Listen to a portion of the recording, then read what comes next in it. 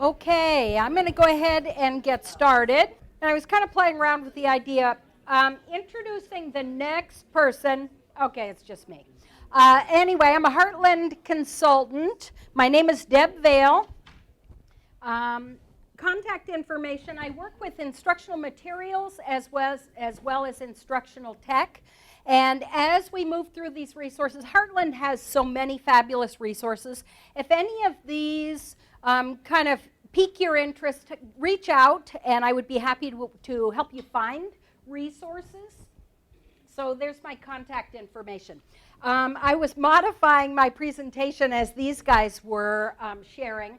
The website I think he was referring to was for Skyping with an author is Kate Messner's website. And when I first saw that, I thought, boy, I really need to have the books lined up ahead of time. If I'm going to Skype with an author, then I need to have my students dabble with the books because I don't want them Skyping and not have a clue about what this author's about. So I went to every public library, I went to Heartland Library, I went to all over the place trying to find enough books that my kids could interact with the books. Well, then I was talking with some of our media clerks and they said, Deb, do you want us to look through this whole list of authors that Skype and find out what Heartland resources we already have that's aligned with that list? So I'm going to go quickly to Kate Messner's website. There's a link at the bottom if I can get this thing to go away. Oh, stop. So there's the Kate Messner website.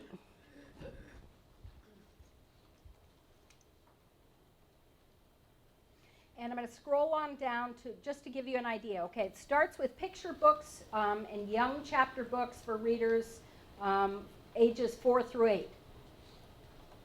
These are authors that will Skype with your kids for free. And the very first time I did it, I thought, boy, I better set this up 3 months in advance because the first 75 authors are going to tell me no. The very first person I called said, oh, I'd love to. And we lined up a Skype, it was 15 or 20 minutes, and it was fabulous. So there's that website. I'm going to go back to my presentation. Here's the link of the Heartland aligned resources.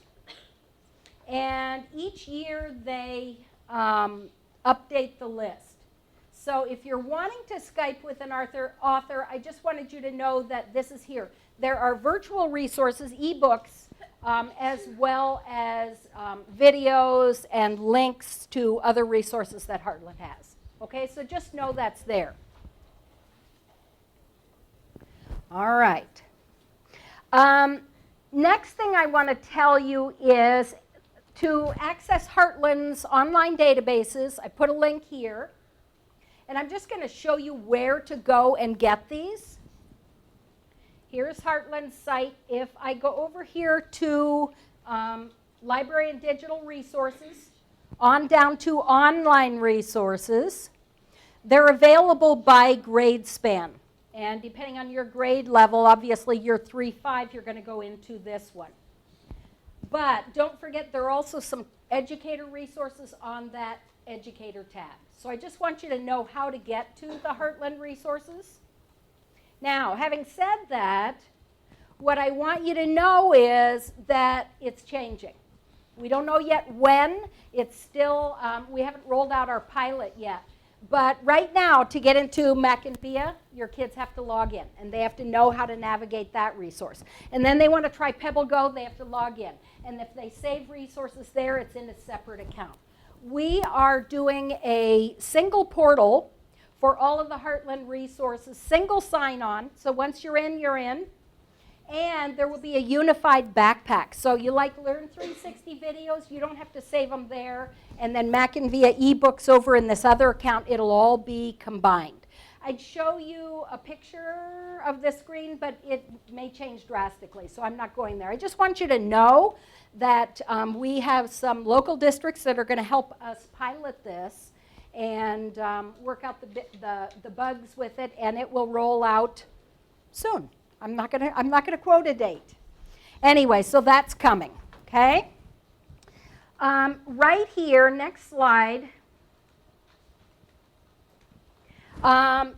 These are the 4 that I'm going to touch on. I wanted to focus, rather than just broadly on these resources, I thought let's go in with the focus of critical thinking. What are some tools inside here that we can really ramp up the level of thoughtfulness, inquiry, that kind of thing? So the resources I'm going to share are these 4, but I also have an organizer that has other resources and a few bullet points for each one. So when you click on the link, it will force you to make a copy, and then you can just type in on the note-taking organizer. And it has other resources besides just those 4 that I'm going to share with you. Okay? I think we've all heard this quote before. If we can get our kids to think actively and rigorously about the content, they won't forget.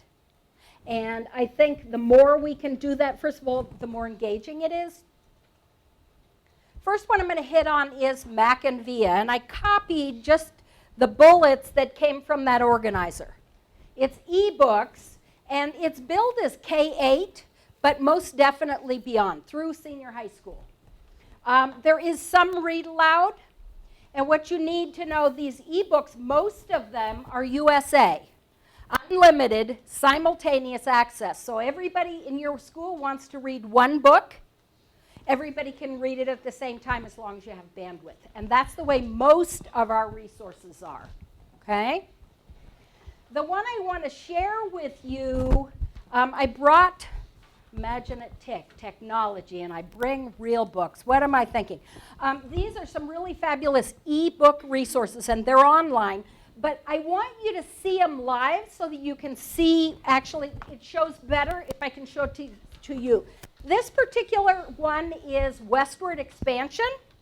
And when I read it from this cover in, I get the Pioneers version. Then I flip it over and I read in, and I get the Native American version. What a fabulous tool for critical thinking. The idea that writing has a bias, and help kids to understand that even textbooks have a bias and be looking for it. What about for teaching writing? The idea that who's your intended audience? What is the perspective that you are going to write from? So I encourage you, I tried to put, I think, 2 or 3 at each table. So look at those quickly. They're about 4th grade reading level on up. And we have them on women's suffrage movement, Civil War, Westward Expansion, civil rights, Gettysburg. We have several of them. Okay? So take a look for just a second.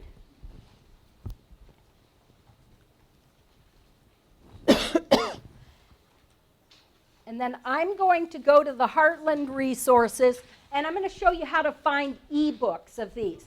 Now, if you haven't seen the actual book, this is kind of confusing, because when you first get into the ebook, you just read it. You don't realize that there's another book. You have to look down below and move to book 2. So that's why I wanted you to see the actual books in advance.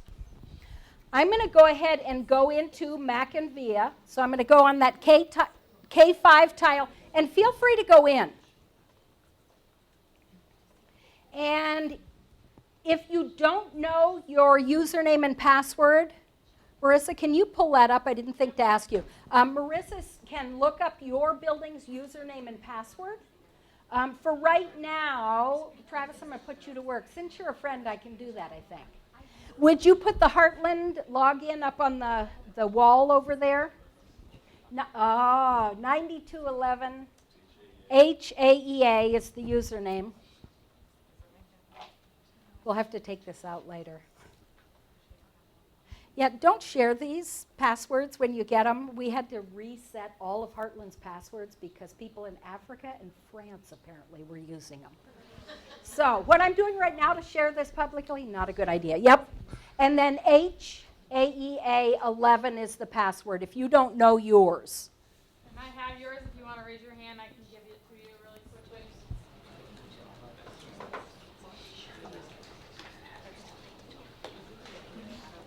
Wow, did this make a mess of this?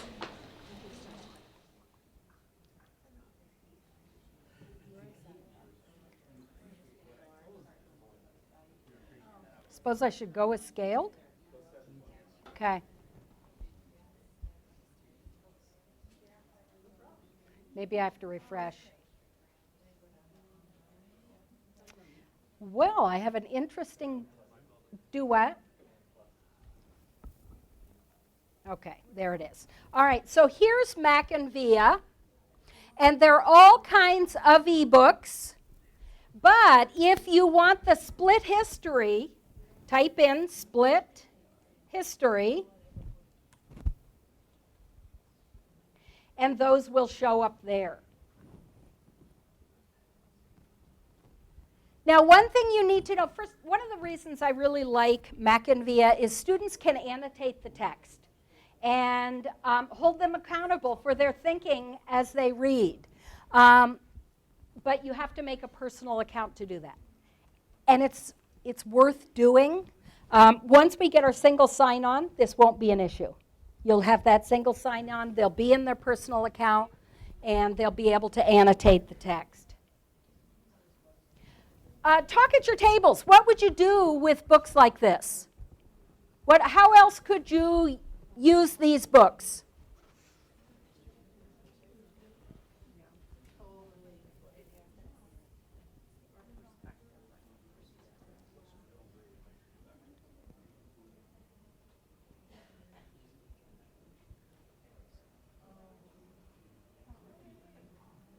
Thank you.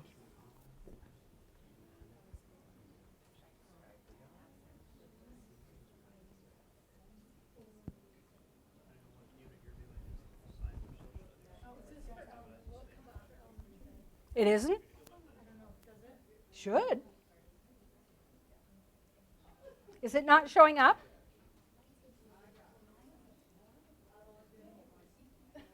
You guys getting in successfully? Didn't get any results. Well, I'm not logged in with AEA, I'm logged in with my school. All right, well, I'll get to the bottom. Is anybody getting into this? To actually see a book? Interesting. Who? Somebody in? Okay, and you're at the K5 your building is, and you can see them. Okay. Anybody else having troubles getting in? Okay, I'm going to find out. Raise your hand if you don't seem to be able to find those split history books. Okay, I'll get to the bottom of that. Yes, we're off to a great start, aren't we? But interesting that Sacred Heart can, so I don't know what the glitch is. We'll find out. I went up here toward the top and wrote split history. Oh, did you use split history as your search? Yes. Okay. Are you logged in with your school account or with Nope, my own. Apparently we just like Sacred Heart. That's not true. We love you all. But interesting that. Well, we will remedy that. So later in the week, check back.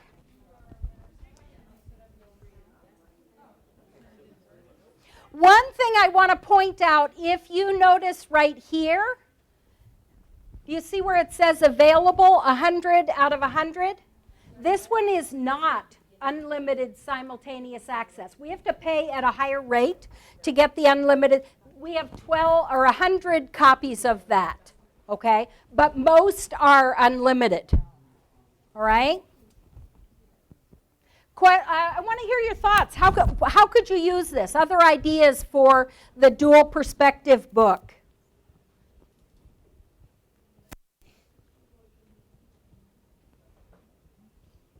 We were talking about persuasives. Nice. Great idea. Did you hear that? They said persuasive writing. Compare and contrast. Half your group could read one perspective, the other group read the other, and you can compare Love and it. Love it. They were talking about comparing and contrasting. So half the class read one perspective and the other half read the other perspective. Another tie-in that I see, when my students would first start doing research, they would say, Mrs. Vail, this source says X, Y, Z, and this source says something different. What do I do? This might be one of those good exemplars. Maybe it's biased. Maybe you know what I mean? It might be a good discussion. Other thoughts about this particular, the split history? They could debate different sides. So I would say, like, you could have one group be loyalists and one group be patriots, and then try to convince people to come to your side, so they have to debate and support their sides and try to convince other people to join their side. I love that.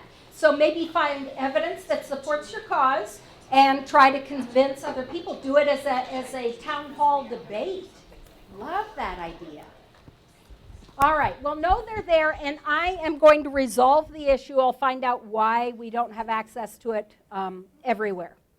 Okay, so that was the Mack Via tool resource. The next one I want to show you is culturegrams. Anybody use culturegrams right now? Oh my gosh, it's fabulous. Again, here's the icon when you look for it on the Heartlands site, and then from your organizer, you can get cultural information. You can get information on countries, U.S. states, and Canadian provinces. One of the ways that I would like to use it is, I'm going to go into culturegrams, back on that Heartland site, and culturegrams is available K-12.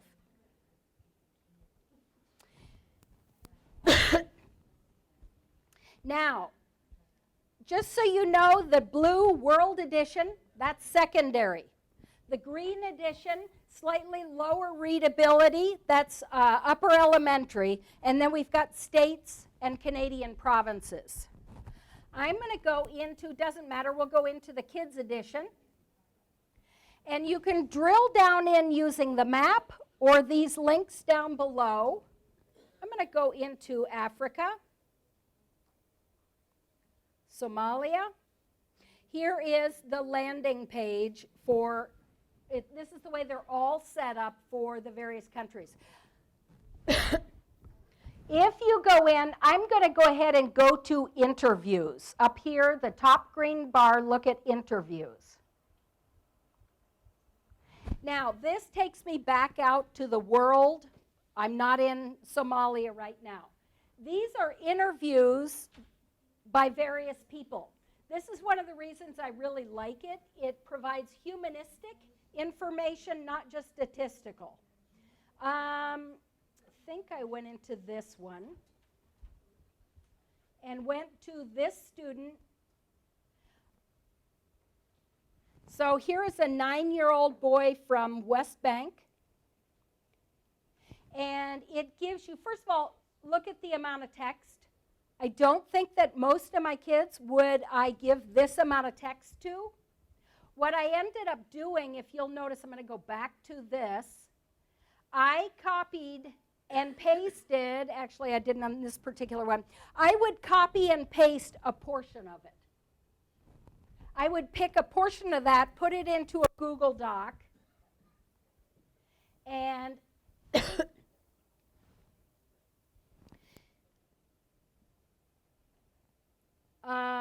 describe a typical day of the week for you. Give them that passage in a Google Doc, and then give them a Venn diagram. Compare and contrast to your own life. Okay? They have some great questions in here. What do you worry about most? What's most important to you? What makes you laugh? And I think it can hint at political unrest or whatever the case might be. This might also be a great thing as a launch for the study of a country. Introduce, this is a boy from the West Bank, yada yada, find it on the map, and have them read just a portion of that. What does that make you wonder about? And those could be the inquiry questions that help drive your investigation.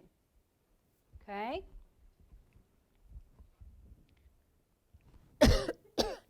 Other other thoughts for these interviews? And they oftentimes have 3 levels of interviews, an adult, kind of a teenager, and then a young child. Maybe you'd compare and contrast the different age groups. How would you use this interview information? Talk at your tables.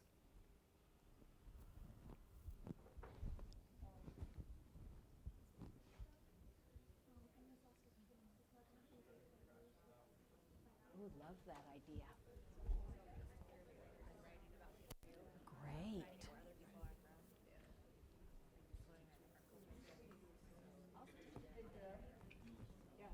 Who debbed me?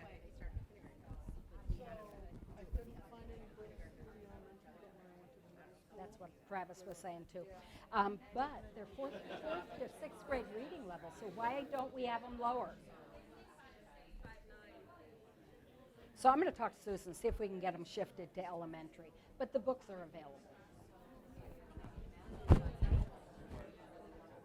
6 of each, 7 of each? Yeah, yeah. Okay, I want to know your thoughts. I'm going to have you guys share over here. What were you thinking? How would you use the Culturegrams interviews? We go to Jay this time in 5th grade, and so we have an interview for their jobs that they ended up doing. So Great. She was just saying students do interviews, so this might be a good place for them to go to get some ideas for questions. What kinds of questions elicit good responses? Other thoughts for the interviews? Didn't know I was going to put you to work. Critical thinking. I'm hopefully. Yes, go ahead. So we've used the interview parts where we read different interviews from different countries and different perspectives, and then the students had to write an interview of how they would answer those questions from an Iowa perspective and how they would write those answer those questions as a United States citizen, to trying to make that connection to their bubble. Great idea. Did you guys hear that? Pretty fabulous. Other thoughts? The whole key is to give them this information and put them in situations where they have to process it, analyze it, evaluate it, sort it. All right. I'm going to go back into Culturegrams again. The next slide will show you a graph that I created. I printed out some graphs. You have at least one copy at your table. What if I gave you this kind of data? This is my data hook. Grab your charts. What if we launched the study of a country using this? And I ask you to look at it and say, what do you notice? What questions do you have? So at your table, process it that way. What do you notice? And what questions does this inspire?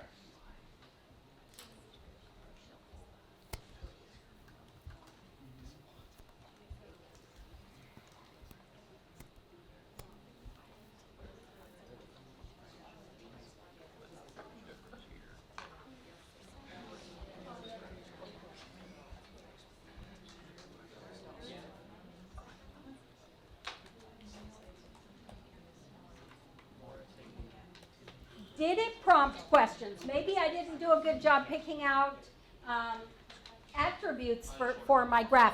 Did it prompt questions, or do you think it would prompt questions from students?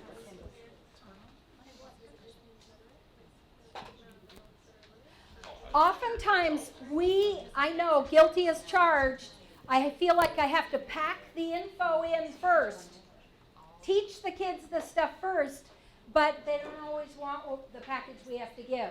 But if we start with data, then they own the questions, they own the inquiry, they own the research, finding answers to their own questions, okay? And data is one way to do that. And I'm going to show you where I went in Culturegrams.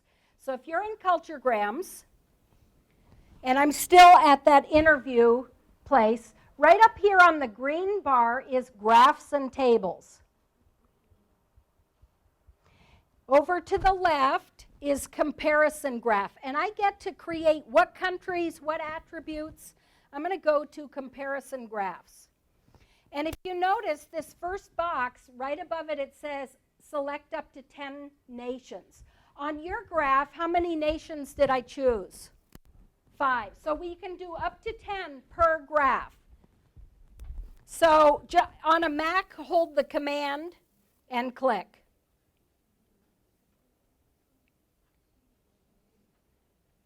And then once I have all the countries I want, I do the same thing over here. For each one of the categories that I choose on the right-hand side, it will create a new graph.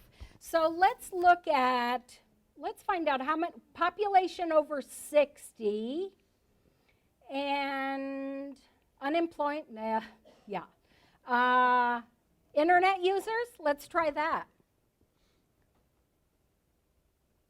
Okay, and I chose 2 attributes, so I'm going to get 2 graphs, and here's the data.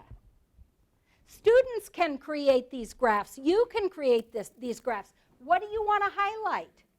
This comparison graph thing is really important. Another thing, what are these? If kids have to wrestle with data, they say, well, Mrs. Vail, I don't really know what does this side mean? Oh, so labels are kind of important. What do you suppose the labels mean? Or what label should be on this? But again, if they have to wrestle with data that doesn't have a label, and I'm not sure why it doesn't, per 1,000 people down here. But that in itself might be worthwhile. Why isn't there a label? There should be. It's hard to process it. Okay, so those are the comparison graphs. Another thing I want to show you over right there is down here. Let's look at energy consumption. Now I get a different screen, and I can, right now they're in alphabetical order. If I choose consumption of electricity and I press on this, it rank orders it. Gosh, I wonder where the United States fits in this. Okay? Compare and contrast. Look for trends. Use real numbers like this in math. Use it to launch the study of a country. So just know that those are available in there. This website is so fabulous, it really is. I want to show you one other thing. I'm going to go ahead and get out of Kids Edition, and I'm going to go to the World Edition. Remember, this is the secondary one, and here's why. This is the way it always happened. Oh, by the way, Deb, on Friday, you're going to get a student from Somalia, and she doesn't speak much English, and have at it. So I need to get up to speed. We all know that teaching's all about the business of relationships. And if I can reach out and give that kid a hug and make that kid feel like they're a part of my learning community, they'll work really, really hard for me. So I'm going to go in here to Africa. I picked the secondary because it's more detailed. I'm going to go to Somalia. On the left-hand side, greetings, gestures, eating, dating, marriage. I'm going to have this parent-teacher conference. Do I reach out my hand at the conference and shake hands? Ooh, not every country. And you don't want to do that by mistake if you can help it. Go in, get this information. Another thing you'll find about Somalia, it has always been an oral language. Only recently has it become a written language. So tell me, what will that tell me about the child I'm going to receive? They're probably not especially literate in their own language. It's going to add another layer of complexity. So dig around in there just quickly. Look at the things inside of there that you can find out. PE teachers, if you go in there, games, you can go in and find games that might be from this student's country.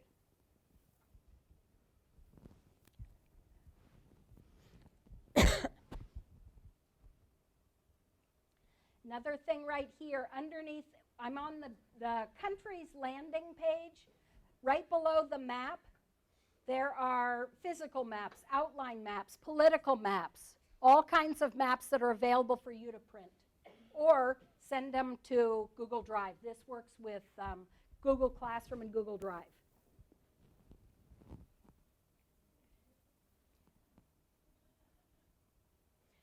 Anybody use culturegrams for other things that I haven't talked about that we need to share? Yeah.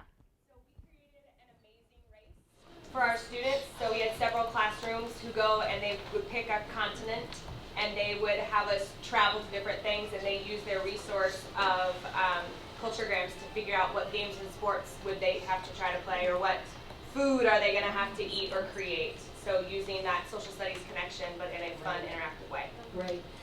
One other thing I hadn't mentioned is all of the Heartland resources are vetted by panels of teachers. You do a Google search, and we all know it's the good, the bad, and the ugly. This is more controlled. It's vetted by teachers. Another thing to know is that the statistics are updated weekly. Now, I don't mean every number is changed weekly. Anytime they get new numbers, they have a process of weekly updating them. I checked like 4 days after Trump was elected, it was in there that he was the current president of the United States. So you can pretty much count on the statistics that are in here. All right, I'm going to go back out. Yep. The World Edition, go there for information on your non-native speakers. Mystery Science. Anybody using Mystery Science? Okay, enough not that maybe we need to go in there. First of all, here are the notes from your note-taking organizer. It is a teacher resource. It's not a student resource. It is inquiry-based. It's lesson plans, videos, all kinds of interactive things for kids. I'm going to go back to the Heartland website, go to Mystery Science, and this is only K-5.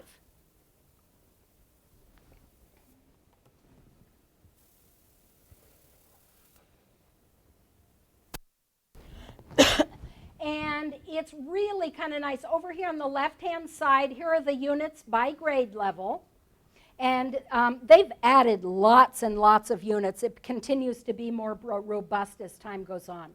I chose the Waves of Sound, which is a 4th grade unit in this. And here are the lessons. Activity preparation. You see why this is a teacher resource and not so much for students. So it gives you what materials you're going to need, how you're going to set it up. They have videos of setup, demos, that kind of thing. It's aligned with NGSS. There are also assessment ideas in there, free response, kind of depends. But let's go ahead and go into lessons. How far can a whisper travel? And it's based on a question. I'm going to go ahead and start the mystery. Hi, it's Doug. Have you ever played with echoes before? It's fun. You need a place that's long and hollow. A tunnel like this works really well. Are you ready? Or if you don't have this, you could use a room with a huge ceiling, like where this guy is. Are you ready? Listen for when he claps. Well, let's hear that one more time. They set it up with videos, then they pose a question. Here's the first thing that you're going to do to begin to understand the inquiry question. Very collaborative, work with kids, very hands-on. Here's another video. Discussion questions, here's that activity. Get your supplies. Each person needs these items. When you're done with this step, click the arrow on the right. Tie a knot in one end of the string, like this. Hold the paperclip exactly like this. I'll give you a few seconds to do this. So it takes them Use through the the pencil. whole process. Takes them through the whole process. Let's Now, do a few quick experiments. Experiment 1. sorry, Hold a buddy, cup over we your already mouth and saw say it. a few words. All right, Do you I'm feel gonna close anything in out the this, cup? Shut it off. One thing I would caution you about is it leads them down the path to the correct answer. And NGSS it kind of wants you to move away from that as one single correct answer. So I would pick and choose what of these you want to pose to your kids. And think about it. Is this video, don't just do it in a linear fashion unless you love the linear fashion that's been laid out. But they do take them to kind of the correct answer. Okay? Yeah? I would add those, so it does. And as for some teachers, that works really well. Like, it's like, here, this is how you make a phone. You put 2 cups, you put a string. But then the last question is, go around your classroom and look for some other things that you have. And it does say, like, here's some extra things that a teacher could put around. So yes, it does scaffold it pretty step by step. But usually there is one part of the questioning that does leave a little more wide open. But so definitely do that one because you want to hit that standard. I think it's standard 8 of the NGSS standards that it does touch on it. But for the most part, they are very. But they're really kid-friendly. They're very simple. The screen's not cluttered with a bunch of stuff. So take a couple of minutes to explore in there. Those of you that have used Mystery Science, any thoughts for the good of the cause? What have you found? Do you love it? Do you hate it? How are you using it? Kids love it. Great. Because it is hands-on. Other thoughts? Yeah. I would kind of echo what she said and then also add it's very user-friendly. It's easy just to log in and get all your resources, figure out what you need to do and go. I think it also does a very nice job of kind of chunking up or segmenting the lesson so it's not just all sit and get. There'll be slides, there's videos, there's discussion questions, there's actual lessons that they'll do after they get done with the learning part of it, so it's good. Great. This is typically intended for the teacher to show it whole class at the front of the room. Is anybody using it? Get a computer set up, log in as the teacher, get in, and then they do it as a station? Anybody doing that? I think that's a possibility. I haven't done a lot of these with kids, so Marissa? Yeah, you can. And it'll give them the whole bit? Yes. And then also, as far as workflow, a couple of the districts that we've worked with, they kind of just go through all of the modules, and they kind of just, for the first year, they just choose one.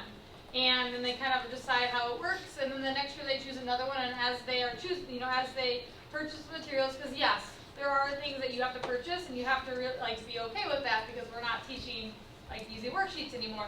But there's things, like it says, there's things that everyone should have around the house. Well, there's one of them that you need a pool noodle. Probably not a good one to be doing this week because you're probably not going to be able to find a pool noodle.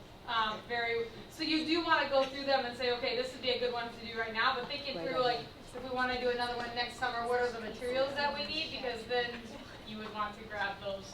But there's been a lot of, and another way is a teacher's that's a lot to buy. Well, yes, but if I plan a unit and she plans a unit and she plans a unit, she gets all the materials for everybody. Really, I only have to plan one unit, and then you're using your resources. If you have more than one teacher teaching the same grade level.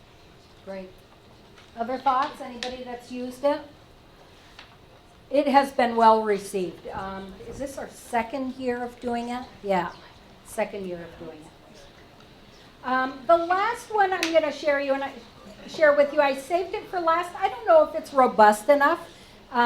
So I want your feedback on this. I'm going to go into Britannica, and essentially it's an encyclopedia. And there are a couple of different ways I can go in. If I just click on the grade level, it takes me in and I can browse. Okay, I don't know what my topic is yet, I just want to browse. Or if I hover over elementary, I can click in. I know what my topic is. I'm going right in looking for animals, or I don't know what. But what I want to show you is if I'm in browse mode. So click on elementary, and it's kind of tucked away. Show more, show less. You see that on that light colored strip? Compare countries. Click on that.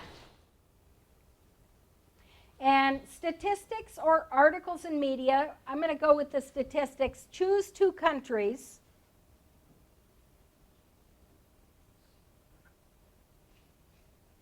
And then I get a side-by-side comparison. Now, If I go in and under the elementary tab, remember on that first page, this is what I get. If I go in under middle school, I get a bigger list. I go in under secondary, I get a bigger list.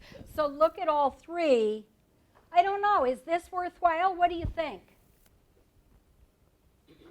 At a glance, does it provide enough information that it's worthwhile?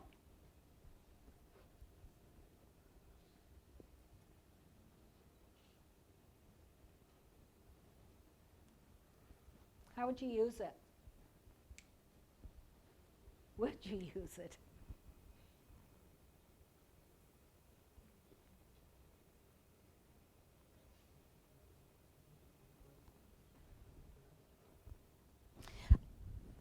I thought it was interesting. I chose the US over here.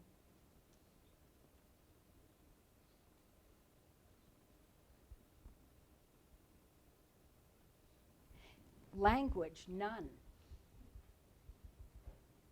And I thought, well, it's English. We don't really have an official language. That's what the majority of people speak, but that just kind of was one of those, made me think about it. So what does that mean if there are official languages? Why don't we? Why isn't English the official language? Is it an openness, the idea that we're the melting pot and we don't say everybody has to learn English? Is that a, I don't know. I just thought about that as I saw it. Population might be kind of nice. When we studied Russia, we looked up to see how many people live in Russia, but that number meant nothing until we had it next to how big is the United States? What's the population of the United States? And then we could make sense of that number. So in that regard, maybe. Thoughts on this? It's not robust. Let's go in and look at, I'm going to go back out to middle school. And it's structured a little bit differently, compare countries. But look at the information you get. Definitely more. Now, will our elementary kiddos be able to make sense of that? Kind of like life expectancy at birth, literacy. Now, I think another thing too, we always have a tendency to, kids will say, well, what does this mean? Oh, well, it means, rather than that, gosh, how would I find out the answer to that question? Have that be part of making sense of what's here. What are your thoughts on the comparison of the countries? Worthwhile, not worthwhile? You're a quiet, reserved group. Hungry. Okay, Deb, get to business. Anyway, know that that is there. I just want you to know it's there. The last thing I want to share is this fabulous book. It seems like about 3 times a year I have a new favorite book, but this one has been a favorite of mine for a while now. Making Thinking Visible. Thinking routines for kindergarten on up to 12th grade. What should we expect of our kids and how do we move them there? And the really nice bit is there's a DVD in the back of this that will show you what does this routine look like at kindergarten in real classrooms. And it doesn't matter what your content area, these are really robust. And I would encourage you to check out this book. Heartland has a copy, at least one copy of this book, and I encourage you to check it out. If you're wanting your kids to think critically, here are some routines. I learn one routine, or I read about all of them, I pick out my favorite one, and I use it for 6 months across content areas. You don't have to learn 75 different routines. That's the beauty of this book. Last slide is, again, contact information.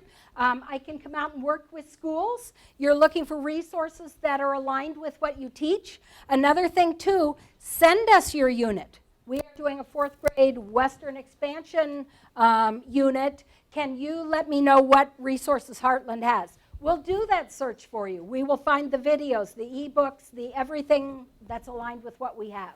and send you that. And then you can dig through and find which of those are gems for you. So contact information, we'd love to hear from you, work with you. And anyway, there's lots more, but just wanted to give you a quick overview of some.